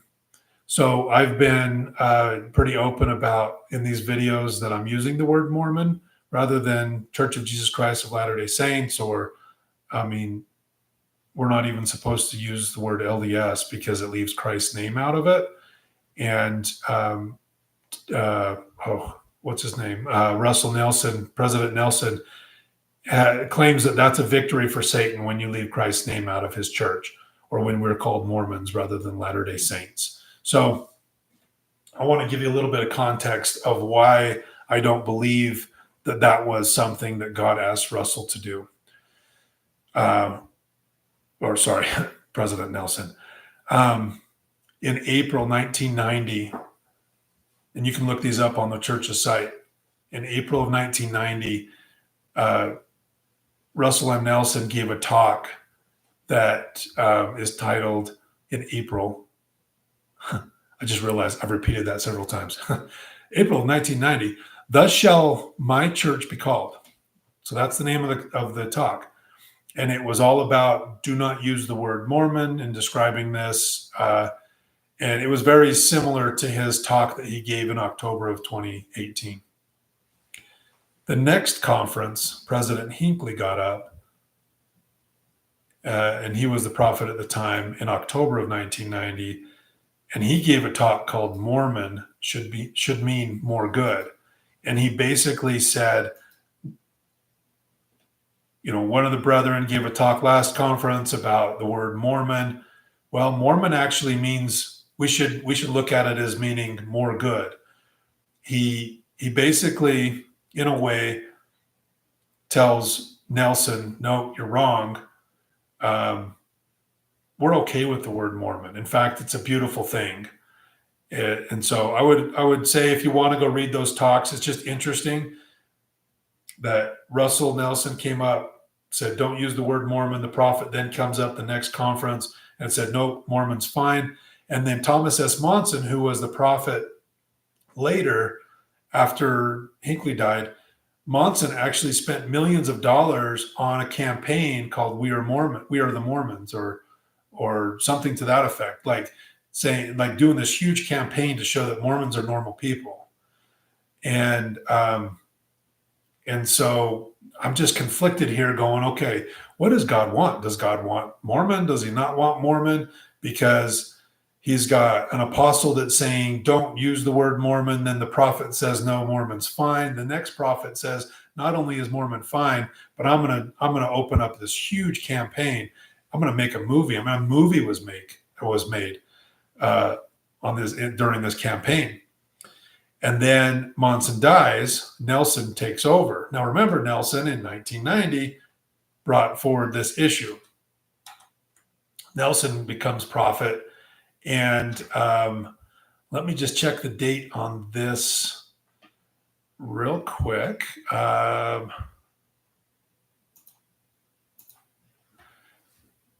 Let's see, October 30th. So, okay.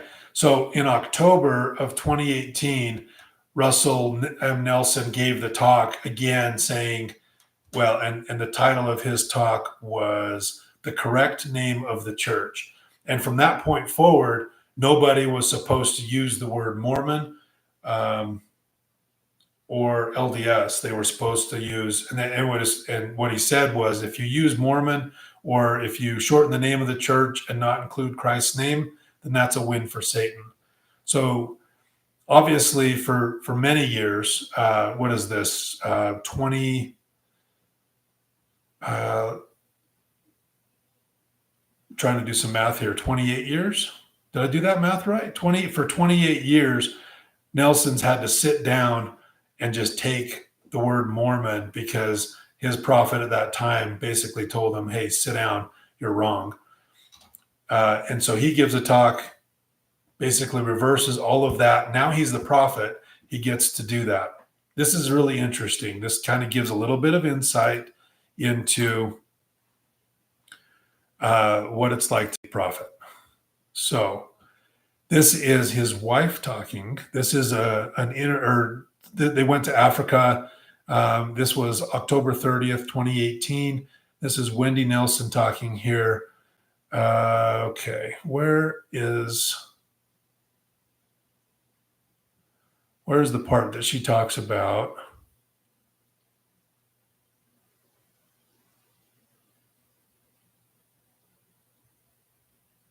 Okay, here it is right here.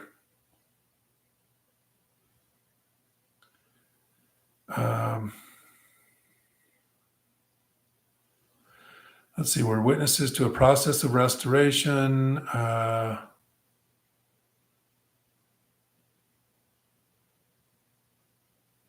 Okay, here it is right here. So Wendy Nelson says this: I've seen him changing in the last 10 months, said Sister Nelson. It is as though he's been unleashed. He's free to finally do what he came to earth to do. And also, he's free to follow through with things he's been concerned about but could never do. Now, why could he never do these things? And I'm going to go to the Mormon thing. He couldn't do them because his boss told him no, essentially. Now that he's president of the church, he can do those things. So I don't know if she's referring to the Mormon thing right here, but it gives you some perspective that when you become the prophet, now you can carry out your own agenda that you've been trying to do for years. She just said it right there. So she knows him more than anybody else. So just interesting. And that's why I don't accept that the word Mormon is a bad thing. I don't accept President Nelson's stance on that. Okay, so after all of this, I'm going to read you one more letter, and then I think we're going to be closing here. After all of this, though, we're out. You know, we've tried to find answers. We haven't been successful in doing so, and so I'm like that guy who's part of a social media group that when he leaves, he's got to leave on his terms and make it known. I'm not really that guy on social media, but But I did feel like I needed to write Nelson a letter, and I did. So um, let's go through that. And I will warn you, I am snarky in this. I am very harsh, but this is how I felt at the time. This is still how I feel. That I'd had enough, and wanted to call the prophet out personally on some of the things that I found. So we'll go through this. Dear Russell, this was when did I write this? October 2023. I want to first reference the letter I sent to you on March 7th of this year. I addressed it to the First Presidency. I have included it here for your reference. Prior to sending it, I spoke with my bishop about my concerns, who in turn went to the stake president for counsel. I didn't expect much from them because, as I mentioned in my previous letter, I did not need answers from them. I needed answers from you. I want to thank you for not responding to my letter. I want to thank you for not responding to my previous letter because it gave me plenty of time to search for my own answers. I was able to spend time in the scriptures, looking through talks and other materials on the church's website, as well as reading a couple books. These resources ended up giving me a lot of new understanding of why things have happened the way they have.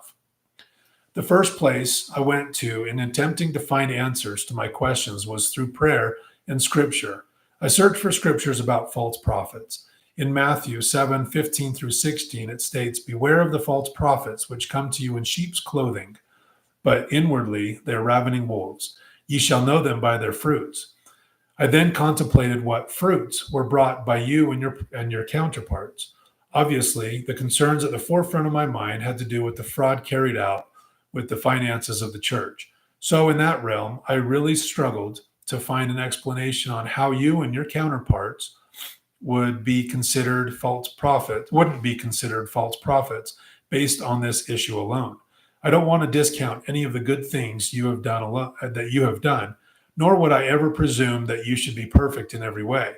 But when it comes to your position in the church, with the trust everyone has put in you, I would expect you to resemble Christ-like attributes in carrying out your duties.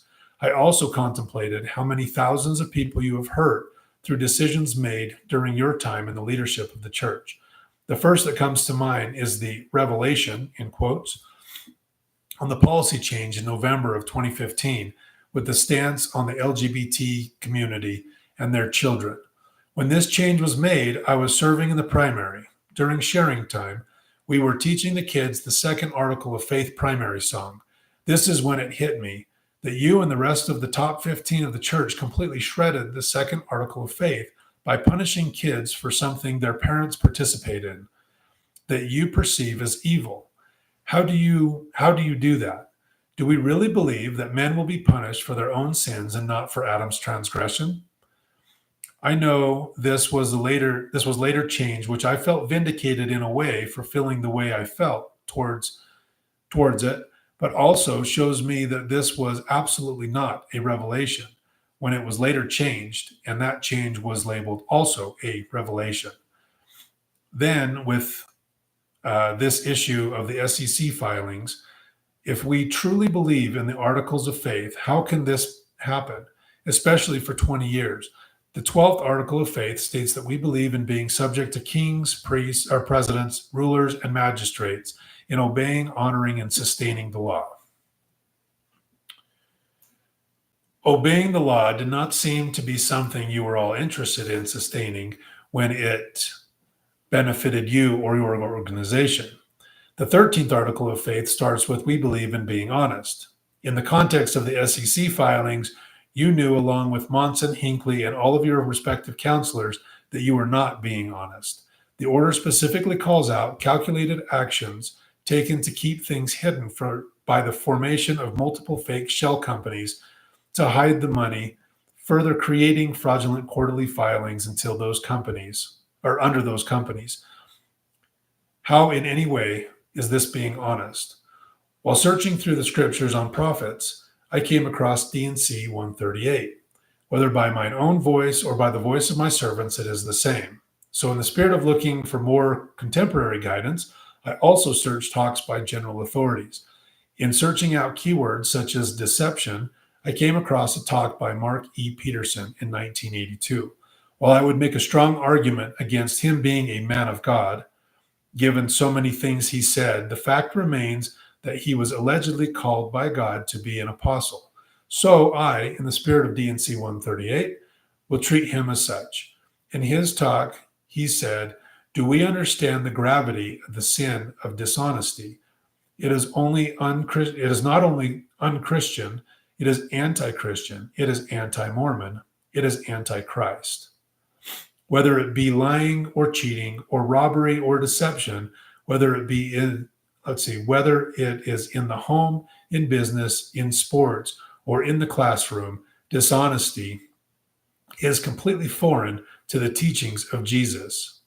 If we do not recognize this, we are blind indeed." Close quote. I personally couldn't agree more with these words that dishonesty is completely foreign to the teachings of Jesus. Again, the issue that sent me down this path was trying to understand how every prophet for the last 20 years had been intentionally dishonest. Without your explanation, I don't know that I will ever be able to understand this. More recently, when speaking to mission presidents, Elder Ballard in 2014 instructed the mission presidents, keep the eyes of the mission on the leaders of the church. We will not and cannot lead you astray. This reminds me of the primary song, Follow the Prophet. We repeat that term, follow the prophet, 54 times throughout the entirety of the song, frequently repeating the term, don't go astray. This song insinuates the same message Elder Ballard instructed, that by following the prophets, you won't go astray. What I have learned from you and your predecessors is that following the prophet teaches us it is okay to commit fraud and be dishonest as long as it is for what you feel is a justified cause. Am I wrong? I also came across one of your talks from 2021, which I found very interesting. Your instruction is to take your questions to the Lord and to the other faithful sources. Study with the desire to believe rather than with the hope that you can find a flaw in the fabric of a prophet's life or a discrepancy in the scriptures. I love this counsel, but also wonder what faithful sources means. Is this only information created by the church or items one could find in church stores? I tried to keep it to those sources, but as a trained investigator, I seek any reliable source. This to me is like asking me to make a judgment on how I feel about Donald Trump, but can only research materials created by his team. Also, I don't only study with just the desire to believe, I study with the desire to learn. You are a very smart man. You should understand this concept. I'm sure by now it is very clear that I'm questioning the legitimacy of our modern day prophets, including you. I was struggling because I knew I had a testimony of Joseph Smith. So where did I go wrong, or where did we go wrong? I started looking into more of the writings about Joseph Smith and the early days of the church. Knowing many people struggle with the history of the church, I wanted to make sure I was reading, in your words, faithful sources. I read Rough Stone Rolling as well as many gospel topics essays on the church's website. I was appalled at what I learned about Joseph Smith, what he put Emma through and many other women through, and the deception and coercion that took place for him to continue in his position. It was made very apparent to me that this type of thing, deception and manipulation, always existed in the church. So where does this leave me? I met you on June 13th, 2001 in the São Paulo MTC. The day you arrived, I was told by my instructor to shake your hand if I got the opportunity. In my journal on that day, I wrote, "When I shook his hand, this feeling came over me like none other feeling. I looked up in his eyes and I could see my Savior, Jesus Christ." I honestly don't know what to do with that experience now. Was it the mind manipulation the church is so good at? I was basically told how I should feel in that moment, and it was so. One of the things you said in that talk that I recorded in my journal was be responsible for the things in your control. Reflecting on that today with today's issue, I would then say, you cannot blame legal counsel for the fraud. It was your responsibility to do something, not just because you were caught It was within your control. In your latest address, you said, never take counsel from those who do not believe. Seek guidance from voices you can trust, from prophets, seers, and revelators. During my time of research thus far, I have learned from Joseph Smith the art of coercion, manipulation, deception, fraud, hypocrisy, and general lack of caring for anyone's well-being besides his own. Brigham Young sent quite a strong message of racism that was not rectified until 1978, but from what I've read, not for the right reasons. I learned a lot of things that seemed very ungodly about Mark E. Peterson when I looked into learning more about him after finding that wonderful quote I shared earlier. Most recently, in my time as an active member, I have learned from Gordon B. Hinckley, Thomas Monson, James Faust, Henry Eyring, Dieter Uchtdorf, Dallin Oaks, and yourself that creating a fraudulent scheme is completely above board and carrying it out for decades is just as well. That the spirit of discernment of right and wrong doesn't exist, or if it does, it's okay to ignore it. That the 2nd, 12th, and 13th articles of faith don't really matter. I'll stop here, but could not conclude this letter without calling you out on your own words. We cannot just trust a prophet, seer, and revelator when their fruits do not support such a title. I know repentance between you, your bishop. I know repentance is between you, your bishop, and your God. I hope to hear sometime or something from you, not just to me, but the millions of members of the church that you have lied to. You have violated the trust of so many and used your position to do it. In the church handbook 32.6.1.4 indicates any serious sins while holding a prominent church position is subject to required membership counsel. I'm sure you and your leadership will not find what you have done to fall within the definition of serious sin. But I would say that financial fraud at the level you and your predecessors had carried out could certainly land in that realm, not to mention the false revelation in 2015 that resulted in countless suicides and other mental health issues. All for what? I'm not convinced that that was God's will. That was on you, and I let my bishop and counselor know in the stake presidency how I felt about it when I had my temple recommend renewed after it changed back. In closing, I ask you, do you strive to be honest in all that you do? The evidence points to no. To me, you are no more than a CEO of a corrupt organization. If only you would have simply retired as a doctor, I believe the world would have been a better place. Once again, thank you for giving me the time to find my answers and not responding more timely as to ensure my faithful Mormon blinders stayed on. Sincerely, Jason Bailey. So that went out. I obviously was angry, am still angry at the church. I think it's a harmful organization, honestly. I mean, they do some good. They do a lot of good in the world, but I don't want to be the guy that says they should do more and look at the amount of money that they have and say, oh, that's all you gave was $100 million in humanitarian aid in 2021. I don't want to be that guy and say, well, you should have given more because you had more. But what I do see though is the lack of reporting sexual abuse, the lack of accountability, and what can you do as an organization to help prevent sexual abuse and protect these children. Change some things, you know. I obviously, like, I don't believe the church is true. I don't believe that Joseph Smith was really a prophet. I don't believe that any of the prophets were actual prophets. I do want to just give a quick shout out to my local leadership, the bishop and his counselors, and just the rest of the bishopric that I've been involved with. They are truly loving men, and I don't feel like any of them have have done any of these harmful things. They're just trying to run the organization the way that they've been trained. It's a system thing, you know. Absolutely love the bishop. He's pulled through as far as doing what he said he was going to do and trying to help us find answers. He's been just a phenomenal man to work with, and he's a great example of an excellent family man.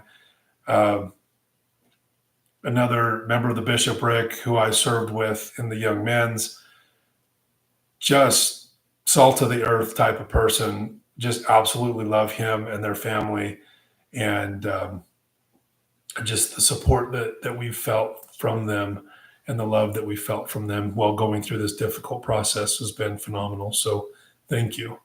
Um,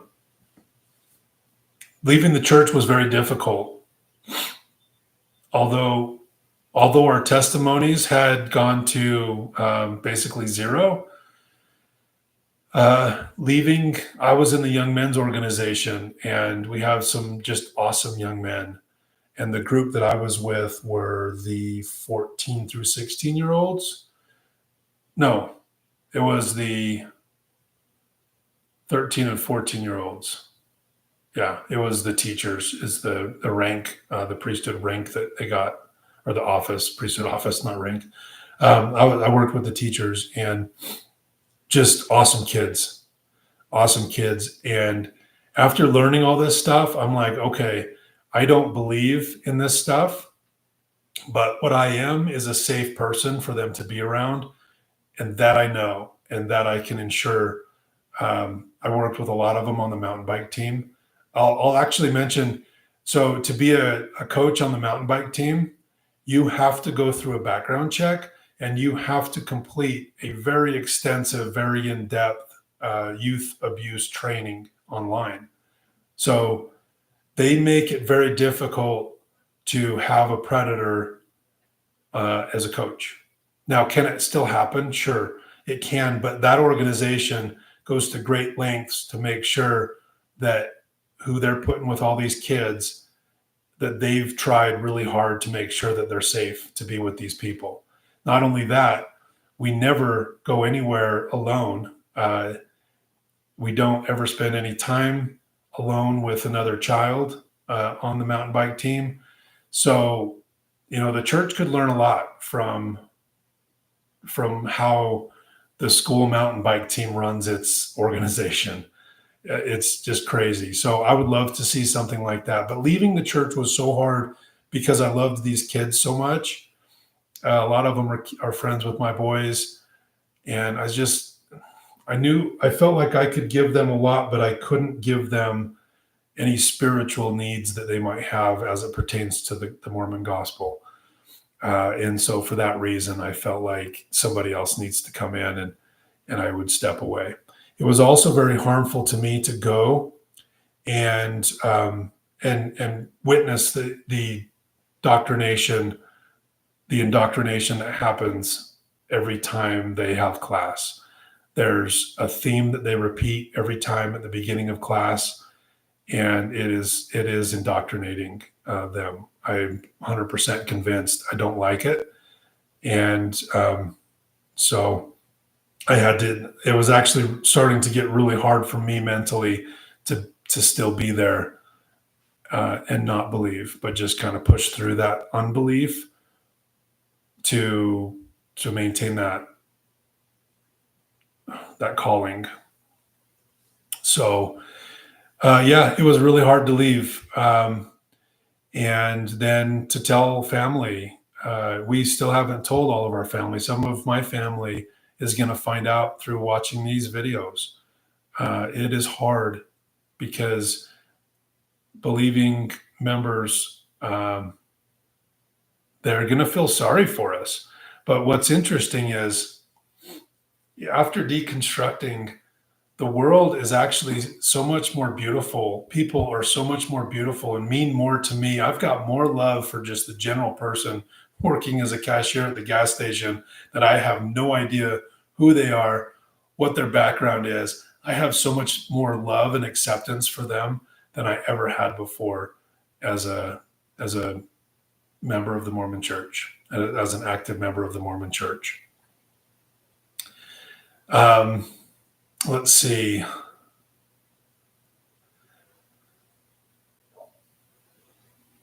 One of the things I didn't expect is losing a belief in a deity. Never once did I expect that. And I'll tell you why. The one true God that I've always believed in has been the God of the Mormon religion.